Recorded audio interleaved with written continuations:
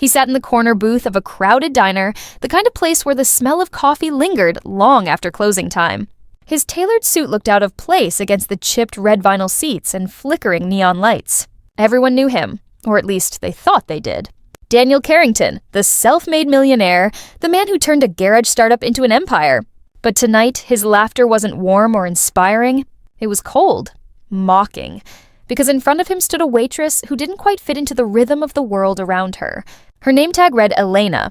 Her eyes, though tired, held something rare, something he hadn't seen in years. "You see this note?" he said, holding up a napkin he had scribbled on. "Translate this, and you'll be a director by tomorrow." His friends at the table erupted in laughter, their expensive watches glinting under the diner's dim lights. To them, it was just another joke, another night of showing the world that money meant power. Elena didn't laugh. She glanced at the napkin, the strange language scrawled across it. Her hands trembled slightly as she held her tray, the clinking of glasses betraying her nerves. But her voice when she finally spoke was steady. "Do you mean that?" she asked softly. Daniel smirked. "Absolutely. Translate it, and I'll make you a director in my company. 100,000 a year, a corner office. Think you can do that?" His friends laughed again, louder this time. It wasn't about the translation, it was about humiliation. The napkin was written in a rare dialect Daniel had once seen during his travels in Morocco. He didn't believe for a second that a diner waitress could even recognize it, let alone translate it. But Elena didn't look away. She set the tray down, wiped her hands on her apron, and leaned slightly closer to the napkin. Her lips moved silently for a moment. Then she began to speak. Her words came out in perfect Moroccan Arabic, clear, melodic, and fluent. The laughter at the table fell into stunned silence. "The message says," she translated quietly, "respect is earned not by wealth, but by how you treat those who serve you." Daniel froze. The words, his own words, hit him harder than he expected. He had written them months ago in a moment of nostalgia, a reminder of the days before he became who he was now. And yet, hearing them now, spoken back to him by this woman in a stained apron, was like being punched by his past self. How do you know that language?" he stammered. Elena smiled faintly, her voice soft but unshaken. "My mother was Moroccan. She taught me everything she knew before she passed away. Including that respect is something no one should have to earn twice." His friends looked at each other uncomfortably. Daniel, for the first time in a long while, felt small. His laughter had turned into a lump in his throat. "You really speak it," he whispered. "I don't just speak it," she replied. "I live by what it says." The table went silent. The only sound was the hum of the diner and the distant sizzle from the kitchen. Daniel stood slowly, reaching into his jacket. He pulled out his wallet and set a thick stack of cash on the table. "I don't owe you money," he said quietly. "I owe you an apology," but Elena shook her head. "Keep your money," she said. "Maybe just remember what that napkin says next time you think about laughing at someone who serves you." For the first time that night, Daniel's friends didn't follow him out. They stayed, staring at Elena as if seeing her for the first time. She picked up the napkin and tucked it into her pocket before heading back to the counter.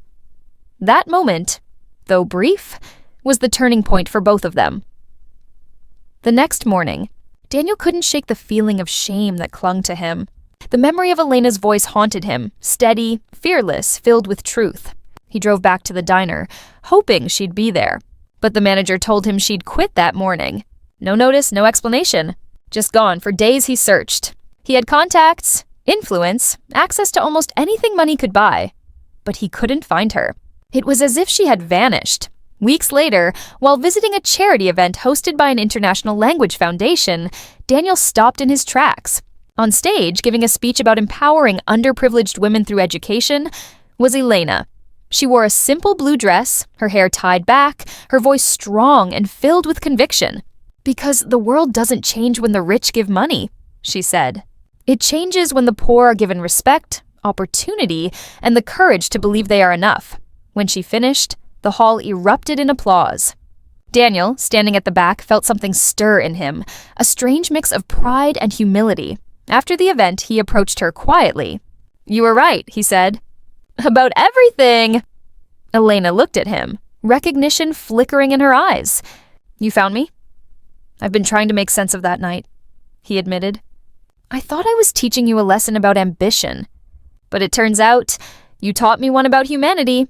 She smiled faintly. We all get lost chasing success. The trick is remembering why we started. He hesitated, then handed her a letter. I'm starting a new foundation, one that funds education for women who can't afford it. I want you to run it. Elena looked at the letter, then at him. I don't need your charity. It's not charity, he said. It's a second chance. For both of us. There was a long silence between them. Then, slowly, she nodded.